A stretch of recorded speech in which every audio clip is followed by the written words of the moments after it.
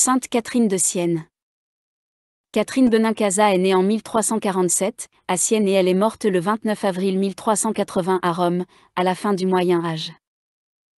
L'apparition de nouvelles cités influentes marquait l'émergence d'un monde nouveau avec la disparition progressive de la féodalité.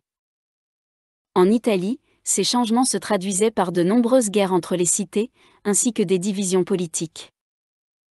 Ces guerres, outre les dégâts qu'elles causaient à l'agriculture, modifiaient les rapports entre les villes, les cités étaient assiégées, des armées étaient constituées de mercenaires se donnant au plus offrant et tirant profit de la guerre, elles contribuaient à un climat instable, marqué de surcroît par la peste noire.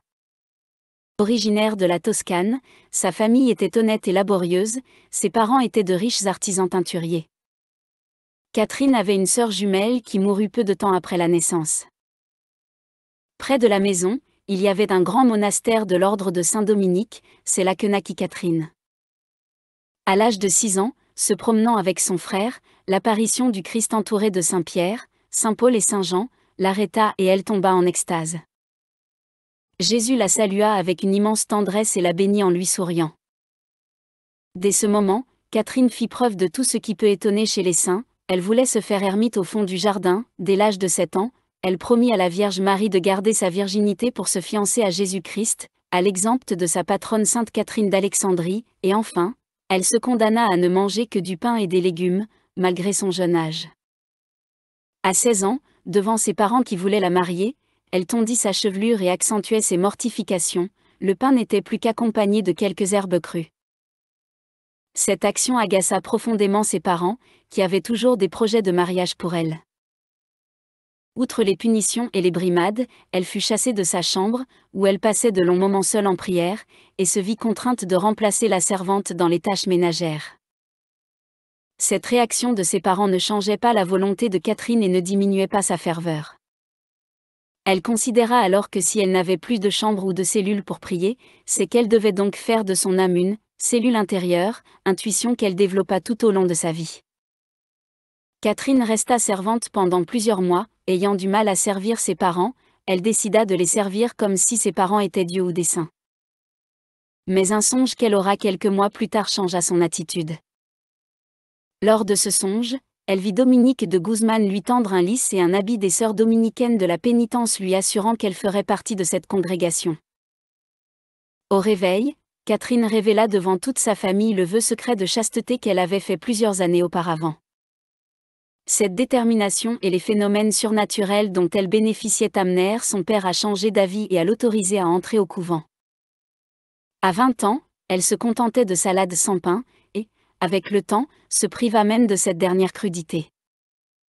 Elle mortifiait son corps par le cilice et la flagellation et son sommeil fut vaincu à ce point qu'elle finit par dormir à peine une demi-heure en 2 jours. Elle demeurait pourtant d'une santé florissante et d'une grande exubérance. Sa charité, ses austérités, ses extases, les révélations privées dont elle fut favorisée et son éloquence naturelle, la rendirent bientôt célèbre, et opéraient des conversions nombreuses.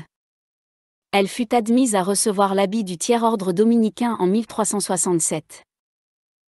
Dans sa chambre et son jardin elle reçut des apparitions et visions continuelles.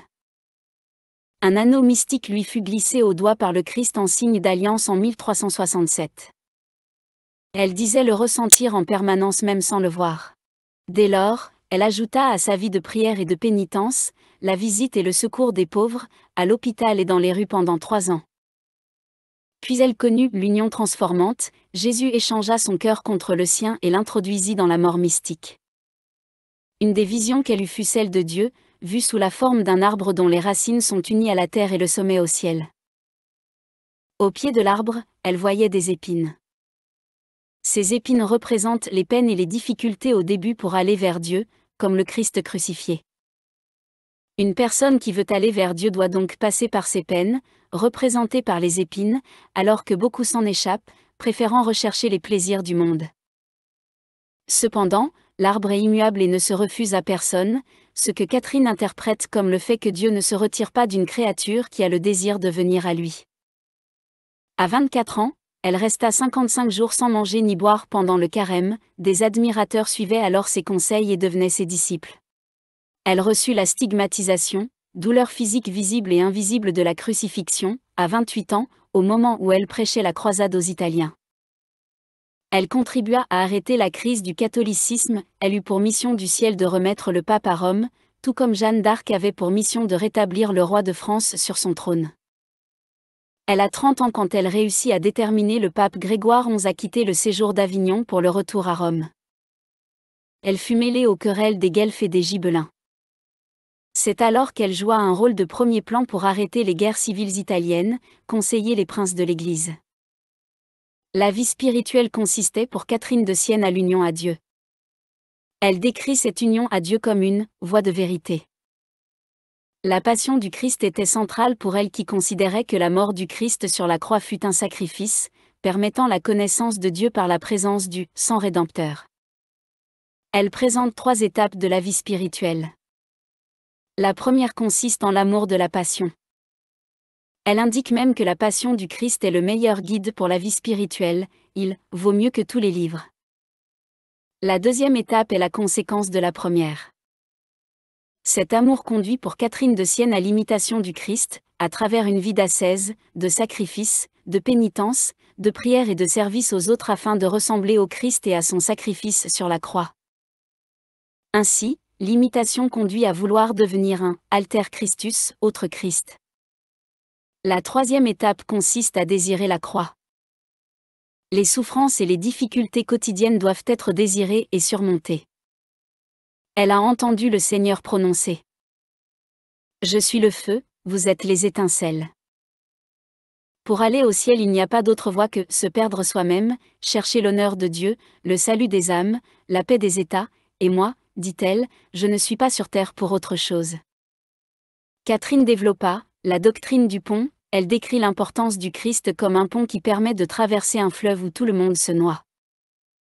Ce fleuve empêche d'accéder à l'autre rive, celle qui est décrite alors comme le paradis, le lieu de l'union à Dieu. Le pont qui permet de traverser ce fleuve est le Christ, avec 3 marches. Ces 3 marches représentent les 3 étapes de la vie chrétienne, mais aussi les principales plaies du Christ en croix. Les pieds sont les premières marches du pont, mais ils représentent le désir de Dieu qui conduit l'âme à vouloir connaître et mieux aimer Dieu. La deuxième marche du pont est le cœur du Christ, lieu de l'union à Dieu et de la connaissance de soi et de Dieu. La dernière marche est la bouche du Christ, symbole de l'union à Dieu et de la paix intérieure. Le pont n'est accessible qu'à travers la connaissance de soi, la pratique des vertus, mais aussi la miséricorde de Dieu. Elle a souvent eu des extases, de manière privée ou publique. Elle se raidissait soudainement, perdait connaissance et tous ses membres se contractaient. Les moqueries s'accentuaient, elle était calomniée et accusée d'être une femme de mauvaise vie. Elle guérit miraculeusement de nombreuses personnes qui venaient à elle. Elle rencontra Niccolò di Tuldo, condamné à mort car considéré comme possédé par le diable. Elle aurait réussi à lui parler et obtenir sa conversion à la foi catholique. Ses biographes mentionneront au cours de cette période de nombreuses conversions et des exorcismes. Sainte Catherine de Sienne est morte à 33 ans. Son corps était si amaigri qu'il eût été facile de compter chacun de ses os et de ses nerfs, reposant sur un lit de planche avec ces dernières paroles. « Seigneur, je viens à toi non pas à cause de mes propres mérites mais uniquement grâce à ta miséricorde que j'implore en vertu de ton sang. » Sang, sang, s'écria-t-elle plusieurs fois avec d'achever. Père, je remets mon esprit entre tes mains. Elle expira le 30 avril 1380, son corps demeurant intact et répandant une belle odeur après sa mort.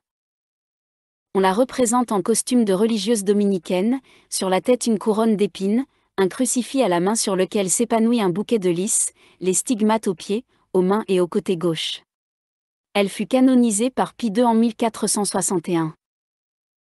Elle a laissé de nombreux écrits, on y trouve des poésies, des oraisons, des lettres, ainsi que l'exposé de ses révélations. L'élégance et la pureté de son style la font mettre au rang des classiques italiens. La dévotion autour de Catherine de Sienne se développa rapidement après sa mort.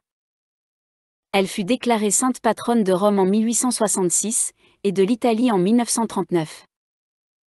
Première femme déclarée, docteur de l'Église, en 1970 par Paul VI avec Thérèse d'Avila, elle fut proclamée sainte patronne de l'Europe en 1999 par Jean-Paul II. Elle est aussi la sainte protectrice des journalistes, des médias, et de tous les métiers de la communication. Prophétie.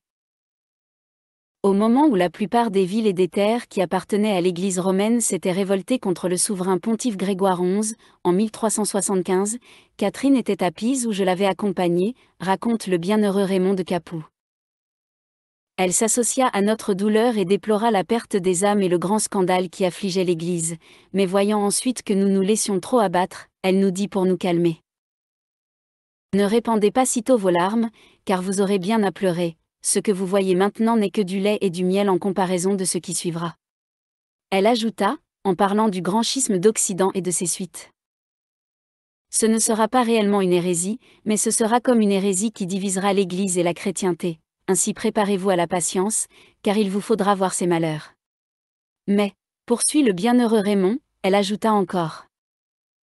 Afin que vous ne disiez pas comme Achab disait autrefois à Michée.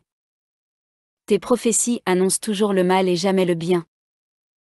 Je veux, après ce qui est amer, vous offrir ce qui est doux, et je tirerai pour vous du trésor très pur de la bienheureuse les choses passées et les choses futures. Comme je désirais plus tard, à Rome, en savoir davantage, elle me répondit. Quand ces tribulations et ces épreuves seront passées, Dieu purifiera la Sainte Église par des moyens inconnus qui échappent à toute prévision humaine. Il réveillera les âmes de ses élus, et la réforme de la Sainte Église sera si belle, le renouvellement de ses ministres sera si parfait, qu'en y pensant mon âme tressaille dans le Seigneur. Je vous ai bien souvent parlé des plaies et de la nudité de l'épouse du Christ, mais alors elle sera éclatante de beauté, couverte de joyaux précieux et couronnée d'un diadème de vertu. Les peuples fidèles se réjouiront d'avoir de si saints pasteurs, et les nations étrangères infidèles à l'Église, attirées par la bonne odeur de Jésus-Christ, se convertiront, reviendront au bercail et se donneront au véritable pasteur et à l'évêque de leurs âmes. Rendez donc grâce à Dieu de ce grand calme qu'il voudra bien accorder à son Église après la tempête. L'épouse, maintenant toute difforme et vêtue de haillons, sera alors resplendissante de beauté, et couronnée du diadème de toutes les vertus.